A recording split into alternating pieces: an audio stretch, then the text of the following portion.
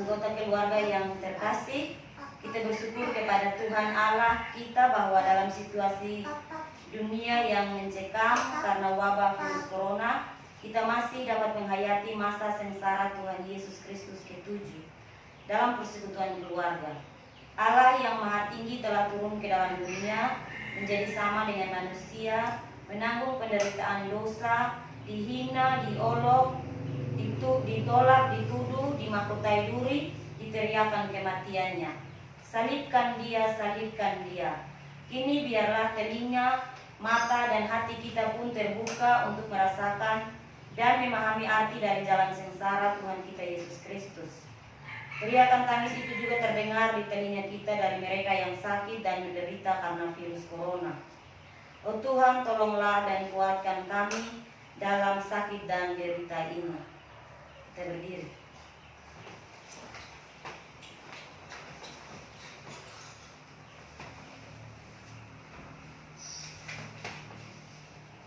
Kita sama-sama memuji Tuhan dari Kidung Jemaat nomor 33 ayat 1 hingga ayatnya yang kedua.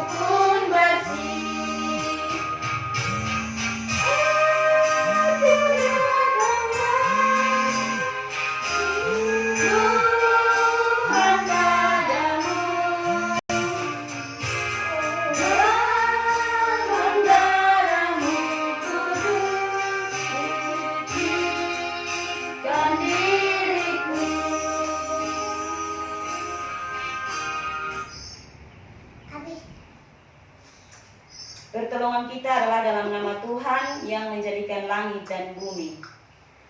Amin.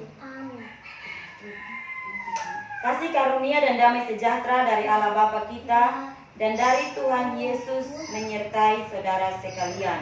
Dan menyertai saudara juga.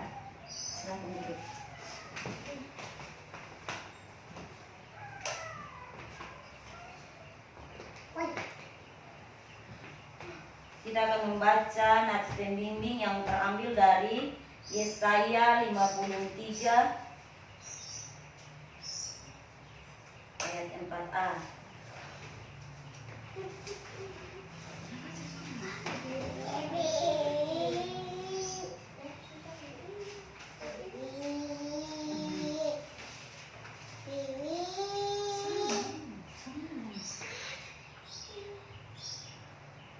Tetapi sesungguhnya penyakit kitalah yang ditanggungnya dan kesengsaraan kita yang dipikulnya. Amin. Kita kembali memuji nama Tuhan dari Kidung Jemaat 178.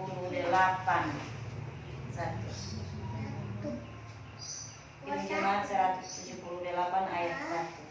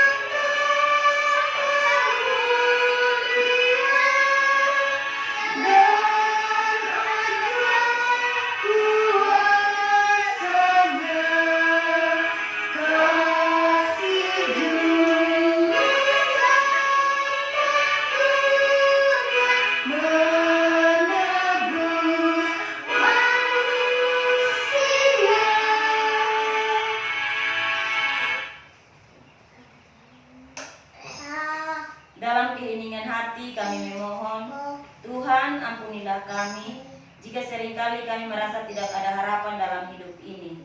Dalam pergumulan dunia dan ancaman virus corona saat ini, ajar kami untuk tetap percaya bahwa Engkau selalu ada bersama kami dan tidak pernah meninggalkan kami. Betapa sering kami berputus asa ketika kesusahan menimpa kami. Tetapi betapa sering juga kami melupakan Dikau ketika kesuksesan terjadi dalam hidup kami. Kami sering tidak bijaksana mengatur hidup kami. Ya Tuhan Yesus, ampuni dan murnikanlah hati kami, agar kami memiliki hati seperti hati-Mu, yang berbelas kasih kepada semua orang yang sakit dan menderita. Demi Yesus Kristus kami berserah kepadamu. Amin. Kita kembali puji Tuhan dari Kidung Jemaat ini nomor 32.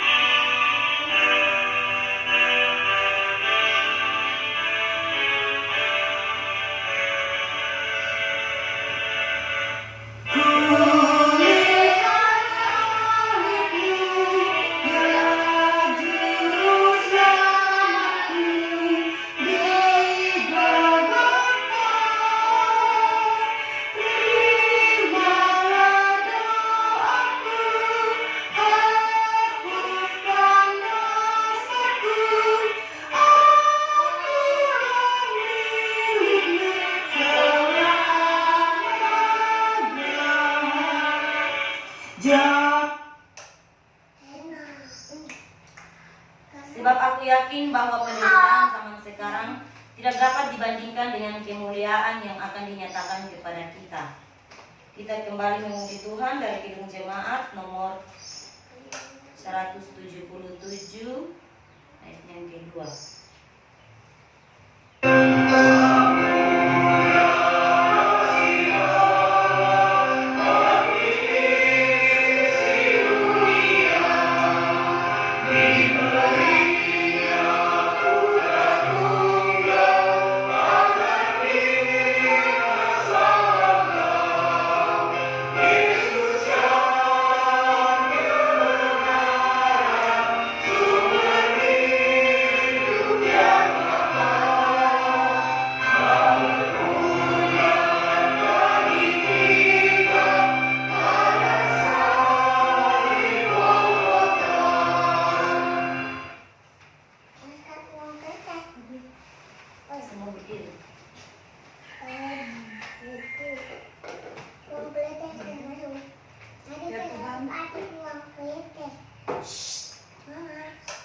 Ya Tuhan, betapa banyak lawanku.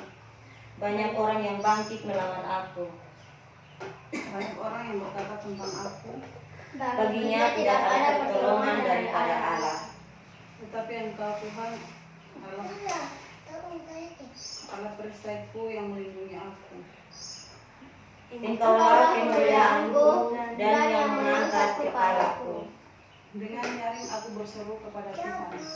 Dan Dia menjawab aku dari gunung-Nya yang kudus. Dari Tuhan datang pertolongan. Berkat-Mu atas umat-Mu. Kita puji Tuhan dari Kidung Jemaat 183.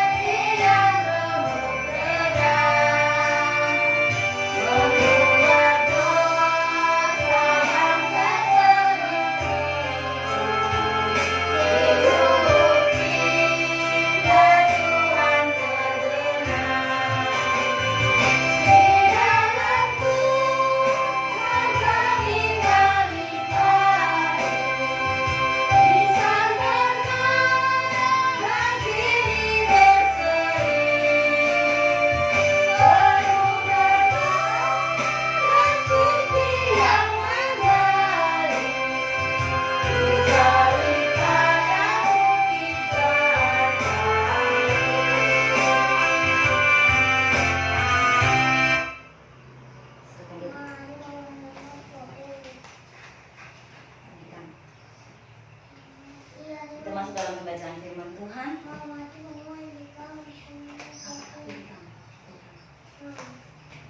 Sebelum kita mendengar firman Tuhan, marilah kita berdoa. Tuhan Yesus, sekarang kami mau membaca dan merenungkan firman-Mu. Berkati kami Tuhan, agar kami mampu melakukan firman-Mu dalam hidup kami. Terima kasih Tuhan. Amin.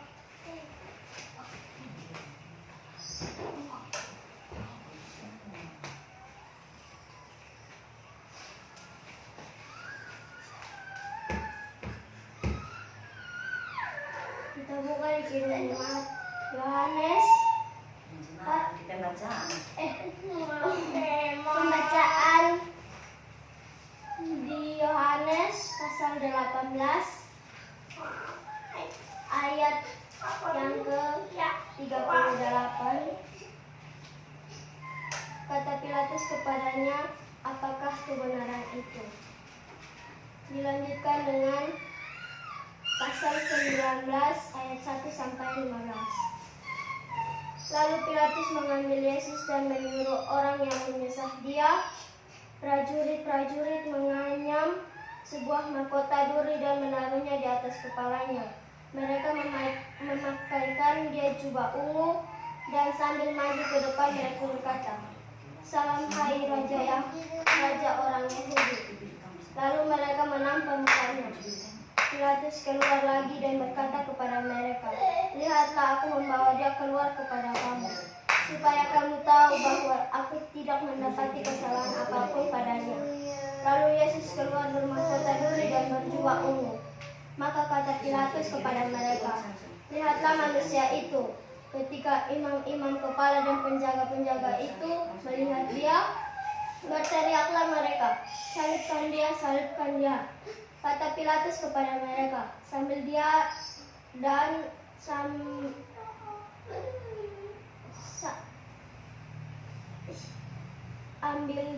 salibkan dia, sebab aku tidak mendapati kesalahan apapun padanya." Jawab orang-orang Yahudi itu kepadanya, "Kami mempunyai hukum dan menurut hukum itu ia harus mati, sebab ia menganggap dirinya sebagai anak Allah." Ketika Pilatus mendengar perkataan itu, bertambah takutlah ia. Lalu ia masuk pula ke dalam gedung pengadilan dan berkata kepada Yesus, "Dari manakah asalmu?" Tetapi Yesus tidak memberi jawaban kepadanya. Maka kata Pilatus kepadanya, "Tidaklah engkau mau bicara denganku? Tidakkah engkau tahu bahwa aku berkuasa untuk membebaskan engkau dan berkuasa juga untuk menyalibkan engkau?" Yesus menjawab, "Engkau tidak mempunyai kuasa apapun terhadap aku, jikalau kuasa itu tidak diberikan kepadamu dari atas. Sebab itu, Dia yang menyerahkan aku kepadamu lebih besar kuasanya." Sejak itu Pilatus berusaha untuk membebaskan dia, tetapi orang-orang Yahudi berteriak, "Jikalau engkau membebaskan dia, engkaulah bukan sahabat Kaisar. Setiap orang yang menganggap dirinya sebagai raja, ia melawan Kaisar." Ketika Pilatus mendengar perkataan itu, ia menyuruh Yesus keluar, dan ia duduk di kursi pengadilan di tempat yang bernama Litostros. Dalam bahasa Ibrani, Gabata. Hari itu ialah hari persiapan Paskah. Kira-kira jam 12 perkataan Pilatus kepada orang-orang Yahudi itu, "Inilah rajamu." Maka berteriaklah mereka, "Enyahkan dia, enyahkan dia, salibkan dia." Kata Pilatus kepada mereka, "Haruskah aku menyalibkan rajamu?" Jawab imam-imam kepala, "Kami tidak mempunyai raja selain daripada Kaisar." Demikian sabda Tuhan.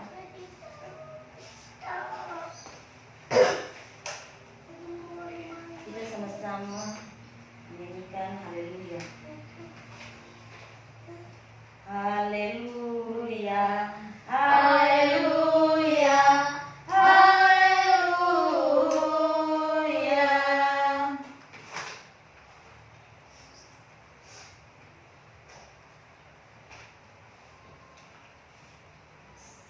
Semua yang dikasihi dalam Tuhan kita Yesus Kristus, semua orang bisa menjadi pemimpin, tetapi tidak semua pemimpin memiliki keberanian mengambil keputusan yang benar.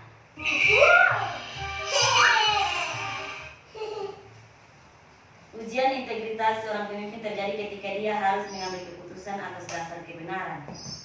Pada perikop Yohanes 18 ayat 38b sampai 19 sampai 15, konteksnya adalah ruang pengadilan di istana Pilatus. Siapakah Pilatus? Dia adalah wakil pemerintah Romawi di Yerusalem. Sebagai wakil pemerintah Romawi, dia berhak mengadili perkara-perkara politis. Dalam perikop ini, Pilatus dipercaya untuk mengadili perkara Yesus. Semua yang dikasihi dalam Tuhan kita Yesus Kristus, Yesus dituduh mengklaim diri sebagai raja orang Yahudi. Pada masa Imperium Romawi saat itu, setiap orang yang mengaku sebagai raja adalah pemberontak terhadap kaisar. Dengan menuduh Yesus memproklamirkan diri sebagai raja orang Yahudi, para imam dan tua-tua Yahudi ingin membenturkan Yesus dengan penguasa Romawi sekaligus mendapat dukungan pemerintah Romawi untuk menghukum mati Yesus. Dalam pemeriksaan perkara menurut Injil Yohanes, Pilatus tidak menemukan kesalahan seperti yang dituduhkan orang banyak.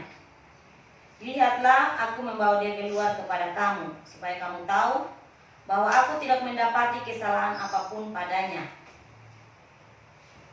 Terlalu mudah bagi Pilatus memutuskan perkara ini, sebab Yesus tidak bersalah. Tetapi tantangan terberat Pilatus adalah ketika massa menolak bahwa Yesus tidak bersalah dan menuntut Yesus harus dihukum mati. Pilatus tidak saja diseret dalam kebimbangan, tetapi juga mempertaruhkan integritasnya sebagai seorang pemimpin. Pilatus tidak berdaya. Keyakinannya dihanyutkan oleh tekanan massa yang sejak awal menghendaki Yesus harus dihukum mati. Pilatus kalah. Dia tahu kebenaran tentang Yesus, tetapi tidak sanggup menghadapi tekanan orang banyak. Ia memilih kenyamanan dirinya dan berkompromi dengan orang banyak dengan mengorbankan Yesus. Banyak orang menderita karena menjadi korban ketidakadilan hanya karena para pemimpin takut kepada tekanan massa dan mengorbankan kebenaran. Semua dikasih dalam Tuhan kita Yesus Kristus, kekuasaan untuk melindungi orang-orang kecil digadaikan kepada pengadilan massa yang cenderung represif. Pilatus mewakili setiap orang yang kesetiaannya diletakkan pada kenyamanan diri dan kesejahteraan pribadi. Pemimpin yang baik adalah pemimpin yang mampu melindungi masyarakatnya dari berbagai ancaman dan bahaya yang melumpuhkan kehidupan. Dalam berbagai kasus, tekanan massa dianggap sebagai kekuatan yang cukup ampuh untuk mewujudkan ambisi dan niat jahat. Semua yang dikasihi dalam Tuhan kita Yesus Kristus, banyak pemimpin yang tidak berdaya menghadapi tekanan massa dan memilih untuk berkompromi demi kenyamanan diri dan kelanggengan kekuasaan. Meskipun mereka memiliki kuasa untuk membela yang benar, tetapi tidak ada keberanian untuk menyatakan kebenaran. Bangsa dan negara ini sedang dihantui oleh pandemi COVID-19. Virus ini menyebar sangat cepat dan sudah banyak makan korban. Apa yang baik yang perlu dilakukan untuk mencegah meluasnya penyebaran virus dan melindungi masyarakat? Kita menyaksikan di sana sini masih terdapat silang pendapat tentang prosedur penanganan bencana ini. Alat-alat pelindung diri seperti masker, hand sanitizer tiba-tiba hilang di pasaran. Kalaupun ada, harganya lebih mahal dari biasa. Karena ketakutan, banyak orang memborong bahan makanan, memicu naiknya harga bahan kebutuhan pokok. Upaya pencegahan kurang memadai. Butuh sikap tegas dan keberanian setiap pemimpin untuk melindungi masyarakat, sekalipun dibayang-bayangi oleh berbagai tekanan yang mengancam keamanan dan kedudukan sang pemimpin. Sebagai warga masyarakat, kita perlu berdoa bersungguh-sungguh supaya ancaman virus ini secepatnya diatasi, tetapi juga taat kepada setiap prosedur yang dikeluarkan oleh pemerintah. Semua yang dikasihi dalam Tuhan kita Yesus Kristus, harus diakui tidak mudah mengambil keputusan dalam situasi-situasi darurat karena ada banyak konsekuensi yang harus ditanggung dari setiap upaya penyelamatan. Dibutuhkan keberanian termasuk pengorbanan kenyamanan diri dan menghalau tekanan dari berbagai kelompok yang hanya mementingkan kepentingan sesaat. Para pemimpin pemerintahan maupun tokoh agama dan tokoh masyarakat sedang berjuang dan bekerja keras untuk melindungi masyarakat dari bahaya virus ini. Bukan tidak mungkin pada saat yang sama ada banyak tekanan yang harus mereka hadapi sebagai konsekuensi dari setiap keputusan yang diambil.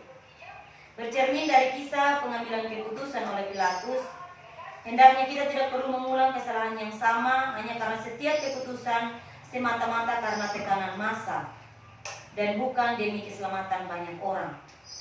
Di sekitar kita ada begitu banyak orang terpapar oleh berbagai macam penderitaan. Ada keluarga-keluarga yang mengalami masa paceklik karena gagal panen, kehilangan pekerjaan, karena terkurung di dalam rumah akibat pemberlakuan masa social distancing atau jarak sosial. Ada yang mengidap berbagai penyakit kronis yang sulit disembuhkan dan selama masa itu tidak berdaya menahan sakit, sendirian dan mengalami kehampaan. Ada yang mengalami kekerasan dalam lingkungan kerja, bahkan dari orang-orang terdekat. Selama itu pula mereka tidak berani melawan. Inilah nasib yang membebani manusia. Semua yang dikasih dalam Tuhan kita Yesus Kristus. Di akhir kisah, Pilatus menyerah dan Yesus diseret keluar istana dalam teriakan massa yang menghendaki dia dihukum mati. Tetapi sikap Yesus atas pengadilan massa tidak berubah.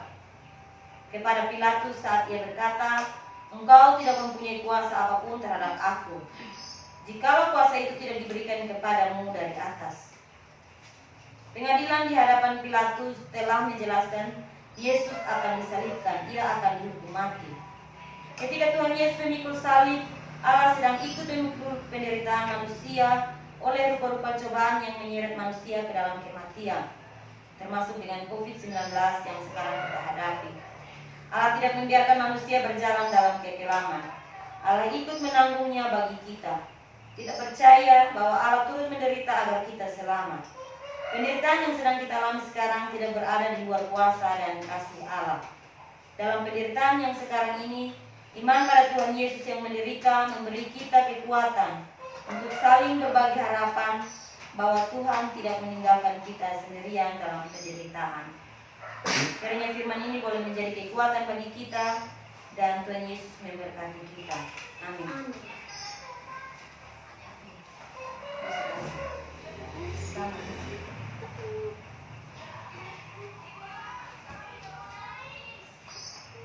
Kita akan masuk dalam pengakuan iman.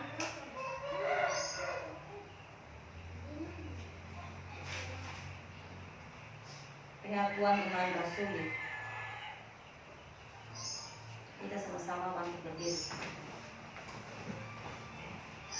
Bersama-sama semua orang percaya di segala tempat dan waktu, mari kita memperbarui iman kita dengan mengucapkan iman rasuli kita. Kita sama-sama berkata, "Aku percaya kepada Allah, Bapa yang Maha Kuasa, dari langit dan bumi, dan kepada Yesus Kristus, Anaknya yang tunggal, Tuhan kita, yang dikandung daripada Roh Kudus, lahir dari anak Maria, yang menderita di bawah pemerintahan Pontius Pilatus, disalibkan, mati dan dikuburkan, turun ke dalam kerajaan maut. Dari yang ketiga, bangkit pula dari antara orang mati, naik ke surga, duduk di sebelah kanan Allah, Bapa yang Maha Kuasa, dan akan datang dari sana untuk menghakimi orang yang hidup dan yang mati. Aku percaya kepada Roh Kudus, gereja yang kudus dan am, persekutuan orang kudus, pengampunan dosa, kebangkitan daging, dan hidup yang kekal. Terpuji Tuhan. Dari Kidung Jemaat 161, segala kemuliaan.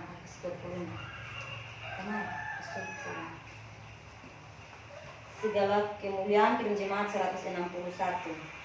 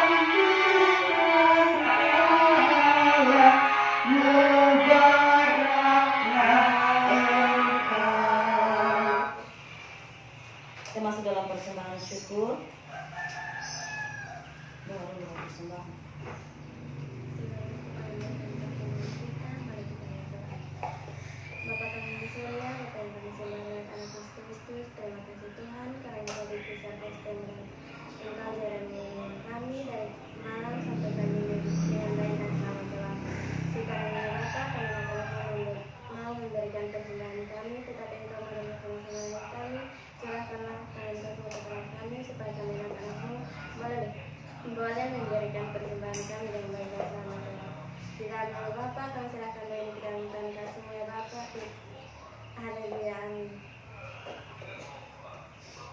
Kita sambil menjalankan persembahan kita sama-sama memuji Tuhan. Kirim jemaat NKB nomor 82, belum nomor 83.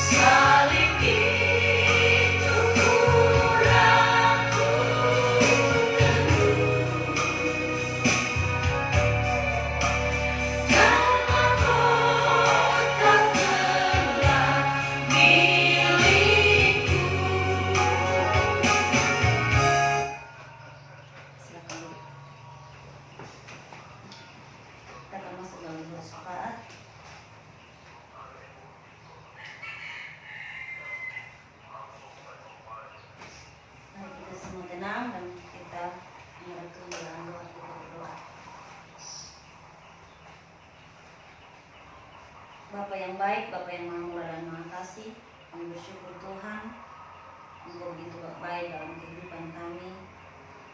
Engkau senantiasa memberkati kami Tuhan, di dalam keseharian hidup kami, dalam pergumulan kami ya Bapa. Bapa dalam surga, kami sadar Tuhan dalam kami menjalani kehidupan kami. Ada begitu banyak hal yang kami lakukan Tuhan, menyimpang dari apa yang Engkau kehendaki. Namun karena kasih-Mu yang begitu luar biasa, yang tidak terbatas dalam kehidupan kami, Engkau terus memberi kami kekuatan, kesempatan untuk terus menikmati berkat-berkat-Mu Tuhan. Terima kasih Bapa di surga, terima kasih Tuhan. Di saat ini kami bersyukur Tuhan, walaupun di tengah-tengah musibah yang sedang melanda dunia ini Tuhan, tapi kami masih diberi kesempatan Tuhan untuk beribadah bersama-sama, memuji dan memuliakan nama-Mu ya Bapa. Kiranya Tuhan Yesus, segala sesuatu yang kami buat boleh berkenan kepada-Mu dan boleh menjadi berkat bagi kehidupan kami dan sesama kami ya Bapa. Bapa, kami sudah membaca, mendengarkan kebenaran firman-Mu. Kiranya kebenaran firman-Mu pada saat ini boleh menjadi kekuatan bagi kami, boleh menjadi dasar bagi kami di dalam kami menjalani hari-hari hidup kami yang masih terus Allah anugerahkan kepada kami ini, sehingga kami terus menjadi alat-Mu di muka bumi ini Tuhan. Dan kami tidak hanya berhenti di sini saja ya Bapa, tapi kami pun boleh menjadi membagikan firman-Mu dimanapun kami berada ya Bapa. Terima kasih Tuhan Yesus, terima kasih Bapa di sorga. Di saat ini juga Tuhan kami berdoa bagi bangsa dan negara kami ya Bapa. Engkau memberkati semua pemimpin dari pusat hingga pada daerah-daerah ya Tuhan. Engkau berikan kebijaksanaan, kewibawaan Tuhan, agar biarlah hikmat Allah senantiasa mereka pakai untuk memerintah, untuk mengatur segala sesuatu di dalam negara kami ini ya Tuhan, sehingga kami sebagai masyarakat kecil, kami pun turut merasakan kesejahteraan ya Tuhan. Bapa dalam surga, Engkau juga memberkati, Engkau juga menolong pada masa sekarang ini semua umat Tuhan yang telah menderita sakit, terutama pada saat ini Tuhan yang sedang terinfeksi virus corona ya Tuhan.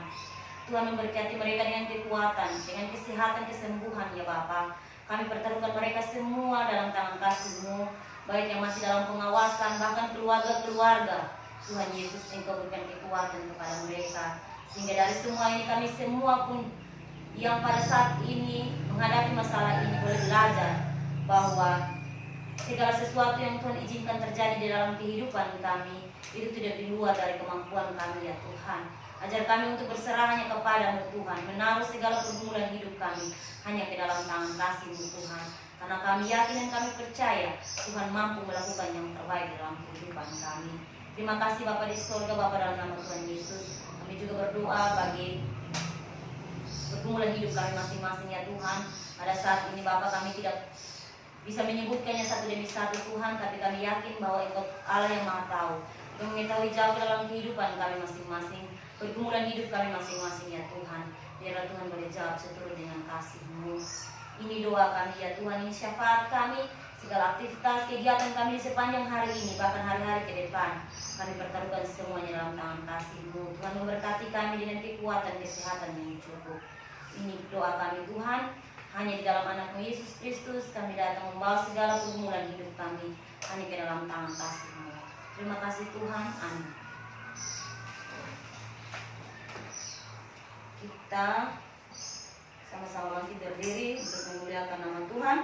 Kidung Jemaat nomor 457.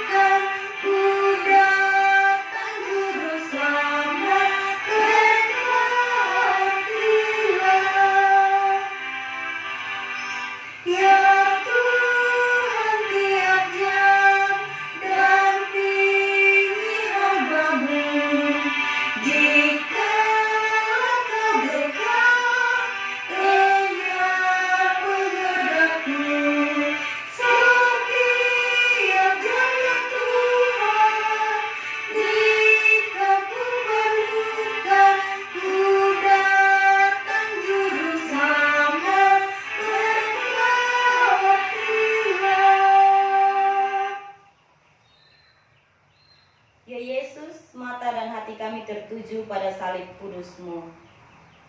Kuatkan dan teguhkanlah hati kami dalam memikul salib ini. Ya Yesus, berjalanlah bersama kami dalam sakit dan penderitaan dunia ini. Kuatkan iman kami di tengah sakit dan penderitaan ini. Arahkanlah hati dan pikiranmu kepada Tuhan dan terimalah berkat-Nya.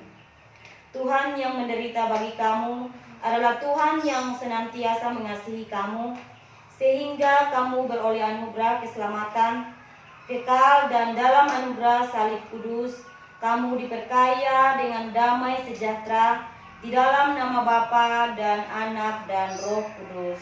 Amin.